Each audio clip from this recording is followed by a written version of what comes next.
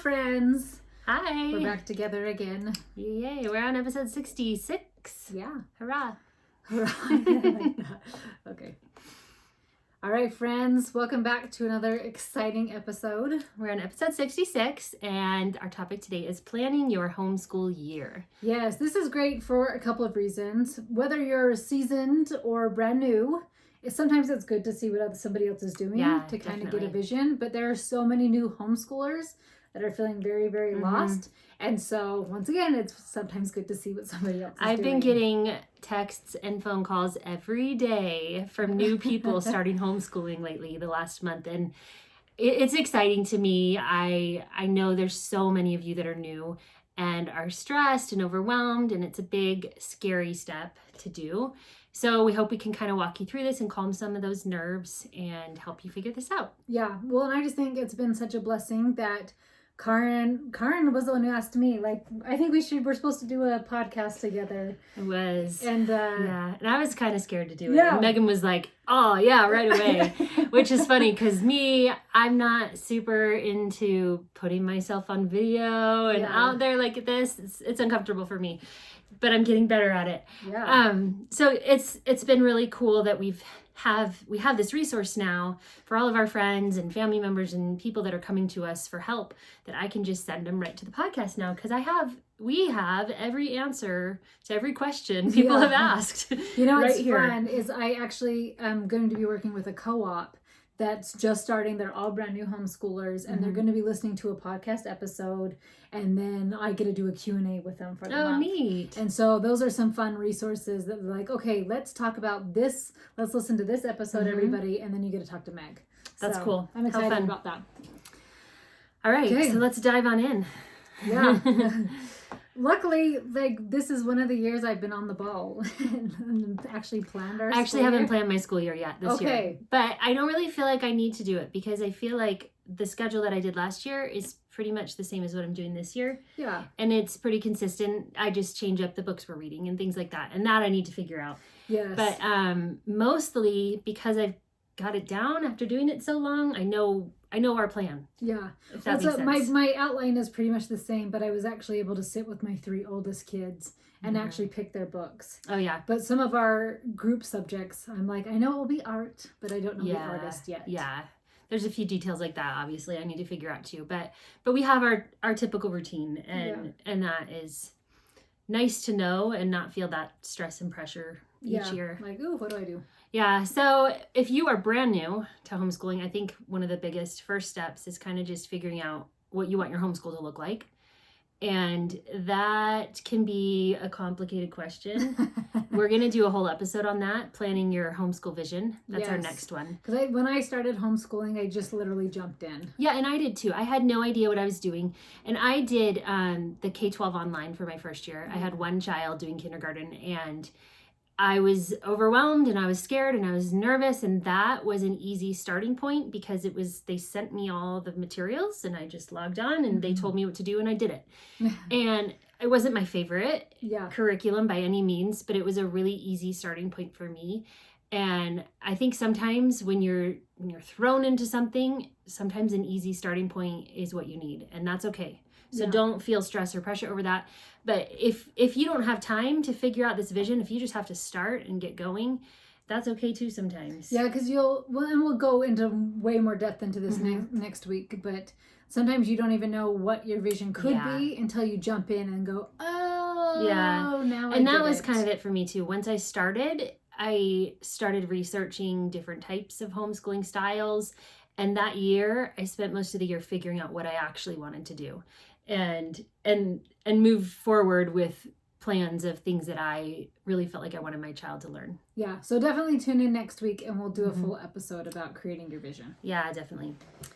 All right, so then once you've kind of got an idea, or you're just going to go or you're just diving right in, set some goals for your kids and your school year. So if you have a kindergartner, some goals for that child would be, we want to work on reading, and we want to work on counting, and we want to work on shapes and colors, and whatever it might be that young child is needing that year. Set a few goals for them for what you want that to look like and what you want the end of the year to look like. What have they accomplished? Yeah, and I think with the older kids, it's especially junior high, and if you do high school age, it's really easy to incorporate them. But I know some of the messages I've been getting are like, this is just a temporary gig. Right. We're only homeschooling for a year. We have some high school people who want to make sure their stuff is accredited. And so what does that look like, right? So if your goal is like, I want to study these topics, or I want to master these skills, or I want to make sure I stay on track with the district, I want an accredited program. And so with some of your older teens, like for my older teens, it's, I want this degree or this, I want to get into this college. And so everything they're doing is to get to where they want to be. Right. Yeah, that's great. And also, this is a good time to think about your child's strengths and weaknesses, because those can play into what their goals are. Like, for instance, Megan has Porter, who is really into music and playing his guitar, and that's probably a future path that he's going to be taking. Yeah. And so he can focus so much of his school on his music and on those skills and developing those skills and creating music because of the choice he's made with his schooling. And so if you can work out situations like that where you're building their strengths and their abilities in that way. Yeah, it's kind of fun with him. So he's decided to finish up with his associates through a program in Utah. So he'll get his degree through Southern New Hampshire University. And he decided he did want to finish that. And then he is starting to apply to music schools this fall. But he is not actually technically doing school with music. It's just such a passion that he's just like always doing music. Yeah. And so it's funny. It's not actually part of his curriculum or what he's doing. It's just become so much part of his life. Yeah. So I think that's the real goal with me, right? Is like make it so much so that you want to just learn something because you want to learn something versus, because you love it. Yeah. Because like I want to. Yeah. And that's such a beautiful thing about homeschooling, is that the kids have more time to do that and develop the loves that they have. Yeah. So just getting clear on kind of what it is you want to, like, is this just for this year with masks being required at schools? Or are you trying, some people are trying it out, like, I kind of wanted to homeschool anyway. And so this is a really good push. So we're going to dip our toes into the water and see how we like it. And I'd like my children to enjoy this so they'd be excited to keep homeschooling. So whatever it is, like, get a clear idea, and that's going to help you with the next thing, which is choosing your curriculum. Yes. Yeah, and this is a big part. And that's what most people have questions about. How do I pick my curriculum? What are you using? What do you like? What have you not liked? You know, there's so many questions because there are so many options. I was actually online. I like to do SEO research, if anyone knows anything about that, for my blog. And I just typed in the word homeschool to my research tool that I use just to kind of like see what people are searching for right now and what their needs are. And I was just shocked to see, like, there are, I think it was like 45 billion results for the word homeschool. I'm like, okay, that's overwhelming. If I were new and I were trying to figure out homeschooling and I just typed in homeschool, I would be so overwhelmed. And I remember that feeling because there's so many choices and so many options. So when you are setting your goals and planning your vision, these will play into the type of curriculum you're going to choose. Because if you want your homeschool to be very nature focused, then you would choose something that centers around that. Or if you want your homeschool to be very literature focused, so both of us like a lot in our homes, then you will focus around that. If you want it to follow the school district and the Common Core standards, then you'll look for something that's going to follow along those lines. And so that's going to play a huge role in what you choose. Yes, and I get asked all the time in coaching and whatnot, and people messaging me about curriculum. And it's funny because they'll be like, I'm sure you've heard of this program. And I'm like, no, I've never heard of it. And so a lot of times too, your curriculum, like if you feel good about it and you've heard a lot of good reviews for it, you may just need to try it and be willing to try a bunch of different curriculums till you find the right one for your style. Yeah, and it definitely took me several years to find things. And there were new things developed over those years. Like when I started, the curriculum I'm using now was not even around. So The Good and the Beautiful. Oh, yeah. That wasn't even developed yet when we started homeschooling. And I was glad that it has worked out for us now. But if you start with something and it's working, then it's okay if that's not what we're using or what your friend is using or whatever, because it's working for you. And that's what matters most of all. Yes, and it was even cute. I was talking to a seasoned homeschool mom the other day, and there's a program, not really a program, but an idea called Well Educated Heart. And it's really beautiful, connecting with your kids, good literature, and this mom does not like it. And she goes, am I a bad mom if I don't want to use this program? And it was interesting that I was like, no, try something different. And other people are like, I don't like the good and the beautiful. And I just throw there's it a lot out of people that don't like it, and that is just fine. It doesn't offend me, and it doesn't make me less of a homeschooler because I don't like it and she does, or whatever. It really is what works for you and what feels right for you. And when I choose my curriculum, I spend a lot of time reading reviews. I have a lot of curriculum reviews on my website for that purpose, but we've tried so many over the years too that I've written a lot of them. But I just do a lot of research, and I like to read especially comparison reviews where I'll go in and I'll say, okay, the good and the beautiful language arts versus, and I type in another one that I'm considering, and just see if somebody's written a comparison article, because most often they have, and just see, what are the pros and cons of the different things. Maybe somebody's con is your pro, and that's okay too.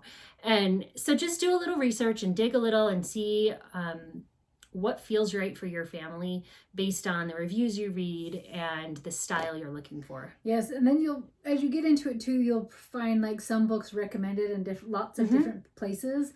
And so you'll start noticing that, like, oh, this trusted source recommended, this trusted source recommended this one.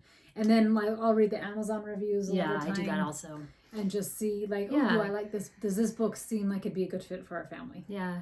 So I have written a whole ebook about choosing your homeschool curriculum. Oh, you're fancy. I don't think I knew that. Yeah. It's called The Quick Guide to Choosing Your Homeschool Curriculum. Nice. Yeah. Is this new? No, I've had it for a couple of years. Oh, you have? On my I don't site. think you've ever talked about this. Yeah, I don't know why we haven't. Anyway, I just pulled it up recently because everyone's searching right now. And I did a whole post on it this week that kind of walks you through it, and I also have a YouTube video on it, so if you'd rather watch it or read it or whichever format works for you. But it's just short. It's like a 20-page ebook, but I wrote it, and it just kind of walks you through all these things and all these steps and goes into more depth in a lot of them too. So if you want more, stop by my site, and I'll link that in the show notes. Yeah, that's awesome. I didn't know you'd done that. Yeah. Go Karen. Woo.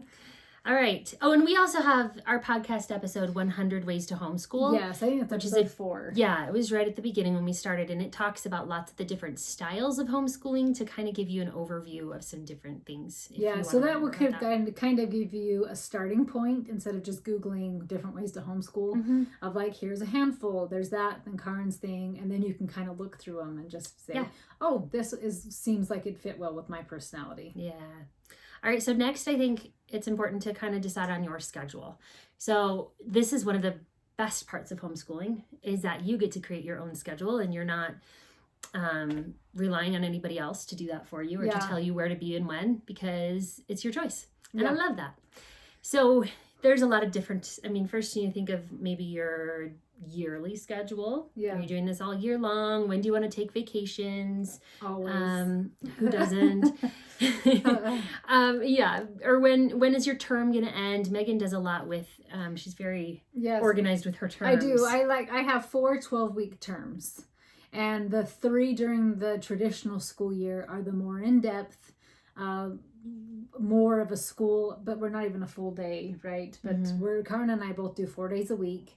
But that would be our meatier times where we're doing school. And then the summertime, we still do 12 weeks, but it's like literature, math. If you haven't finished language arts, finish up language arts, scriptures, and read aloud. Right. Like there's no group subjects. There's not like Minute with Mom is under a minute for reals. Love it. Because there's not much to check. If you're wondering what Minute with Mom is, go back a couple of episodes. You'll find it. It's awesome. I don't know when it was. I don't either, but it's a good one. Okay, so some people like to really strictly follow their school district schedule. I kind of like to do that just because my kids prefer it. It's funny. They just think that it's great to stay with, what their neighbors are doing. And when they hear their neighbors or friends have a day off, they want that day off. So I'm like, that's fine.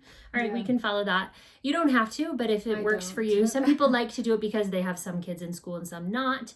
Or maybe the sports schedules also follow that. There's a lot of, the extracurriculars that will follow the school district schedule. So it just makes things easier. So we tend to do that. Just, I don't know why, we just do. Yeah, no reason really. Because I always feel like it's busier, and so like all the little Monday holidays, like I can't even think off the top of my head, but Memorial Day, yes, that's like, in May, yeah. Labor Day, like all these things, we always do school on those days, uh-huh. and then take off when you want to take off. Yeah. When everybody else is in school. And that's another great thing. And then figure out your day and your weekly schedule. Like, for instance, we both don't do traditional school on Fridays because we attend a homeschool co-op on Fridays when it's open. We're really we're hoping. We'll see what happens. We don't know yet. And then what do you want your day to look like? Do you want to start at 9? Do you want to start at 1? Maybe you're not a morning person and you don't start till after lunch. It can look like whatever you want it to look like, but you do need to figure that out. Yeah, we start in the morning. I can't think if it's an exact time. I think we have an ish time. Yeah, we have an ish time. Like 9:30 to 10. Yeah. And then my kids just have to be done by 5. So I'm usually done teaching by noon, and then they just have to be done by 5. Yeah. So they can go play, they can go jump. Which it doesn't take them till 5 if they actually sat and consistently worked, but they choose for it to take them until 5 often. Yeah. So mostly with one of mine. Same. Yeah. So yeah, you set that schedule and you set what you want it to look like, and as long as you're kind of hitting those goals that you've set for your home and your family, then you're good, right? Yeah, and then you adapt as needed.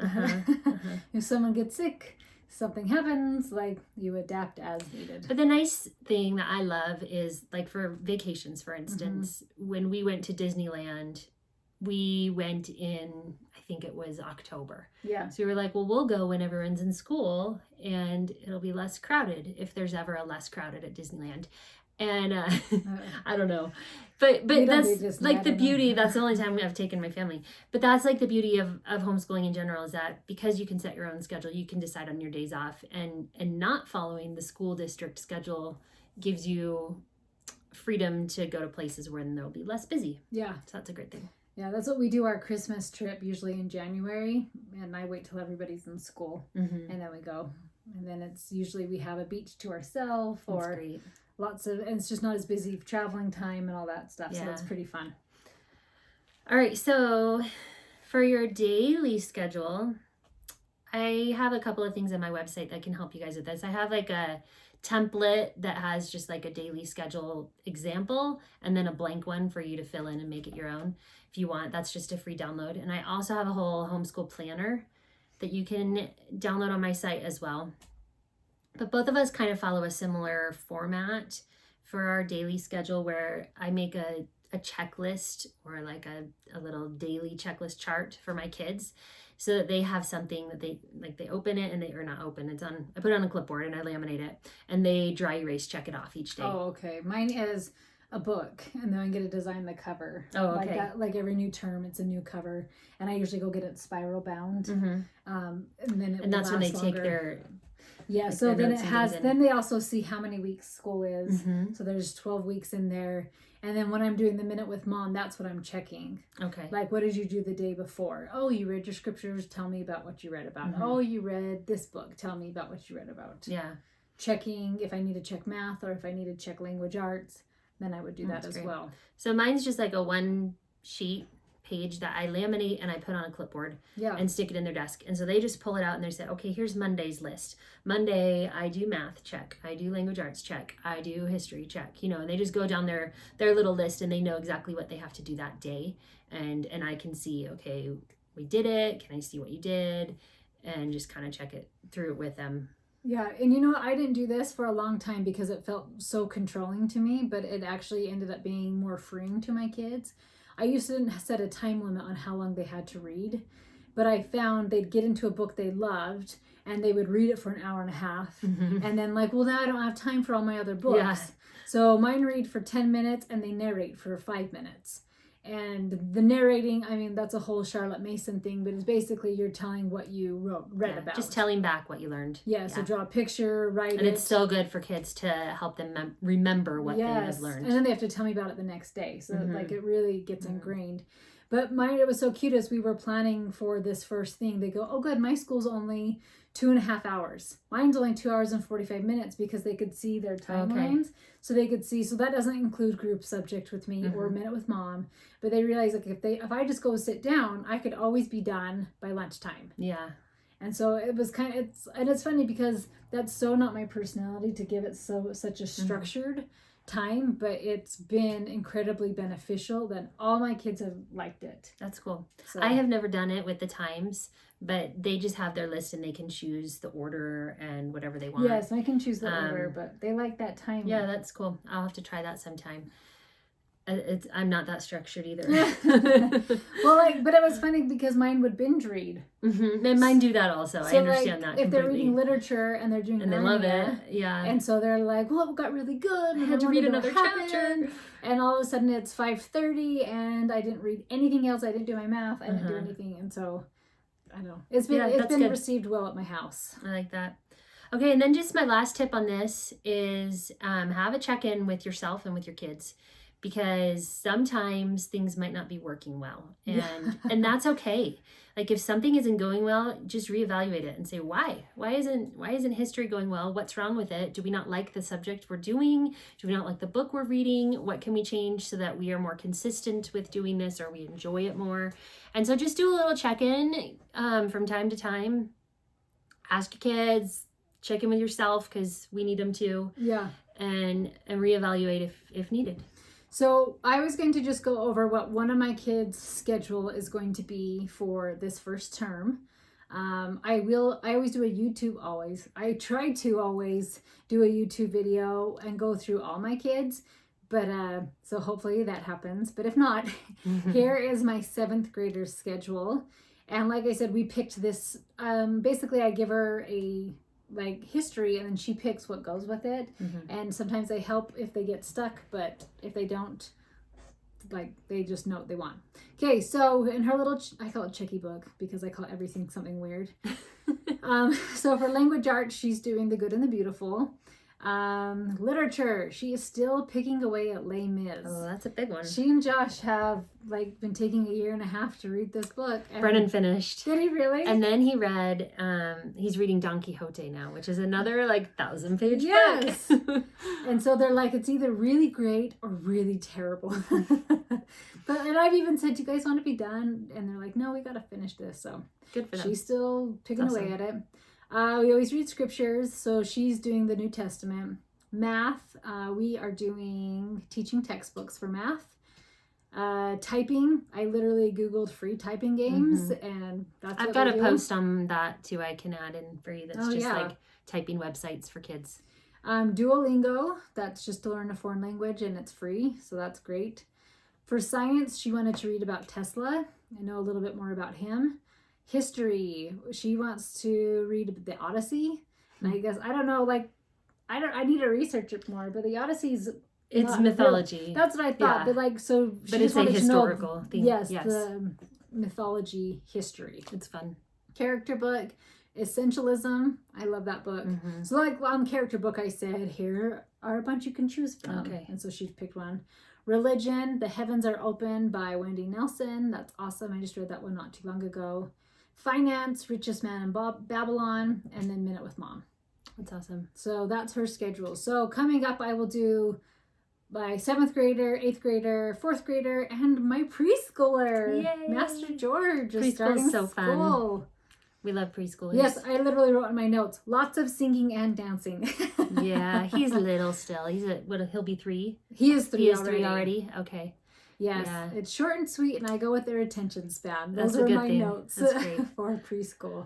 Yeah, so there you go. There's a kind of an overview for us. Did you have any others you wanted to cover? Well, just kind of I do group subjects, and it just depends on ages, how many children you have, because when I had just the 6 kids, just 6, but I did group subjects because they were all so little, and they couldn't go and read a big history book on their own. And so I did a lot of history and science and all those things together where I don't do those anymore. So these are the subjects we're doing this term. On Mondays, we're going to do art. And instead of an artist, I think we're going to do like yellow and blue together makes green. So actually, well, Briggy, I don't think I've ever done it for Brig. Okay. And I was like, I don't think he knows these things that I did with the other kids, right? So like shading. And so actually color creating wheels. Art. That's fun. Color wheels, stuff like that. Tuesday, we can't go without poetry and tea time and our composer. Like, I would have an uprising. I said that weird. Wednesday, geography, and we are going to continue with David Livingstone because my husband, as soon as travel's open, will be heading right back to Africa, and he was there quite a bit last year, so they're still way into Africa, so we're doing David Livingstone, reading about him, have puzzles. It's really fun. That's neat. And then Thursday, we do writing together and just making writing fun, and we do the writing, what is it called? Wonderful Writing Projects by Mary Peterson. Have you seen that? No, let me see. She's got it right here. Let's show you guys. Yeah. But like simple things like compound words, and it's water, melon, and then you put watermelon together and make a sentence with it, right? Like, I like water. This is a delicious melon. I don't know. Like, that's football and just fun things. So bigger projects, small projects. But we'll just do simple things like that for writing, and just to give a love of writing instead of making writing a chore. That's great. So that's kind of like the basics of creating your schedule. And then I guess just watch for YouTube. Are you going to do a YouTube video as well of your actual books? Yeah, I totally can do that. I should probably plan it. Yeah. Yeah, I can do that for you guys. I've done them in the past too, and I'll get a new one up for this year's. So within hopefully the next few weeks, if not later, both of us will get a different YouTube video up on our own sites of like, here's the actual books we're doing. So that's always great too to see. Yeah. And I'll usually give a little clip like I've read, I guess I haven't read Odyssey, but I've read most of the other books they've read, so I can say this one's great or this one's a little dry, but they liked it for some reason. So yeah, it's just really helpful. Well, let us know if you have any further questions on any of these things, and we're happy to do more. A lot of them, we already have full episodes on some of the topics here. So dig a little further back if you have more questions too first. Thanks so much for tuning in today, and we'll talk to you guys next week. All right, see you guys. Bye.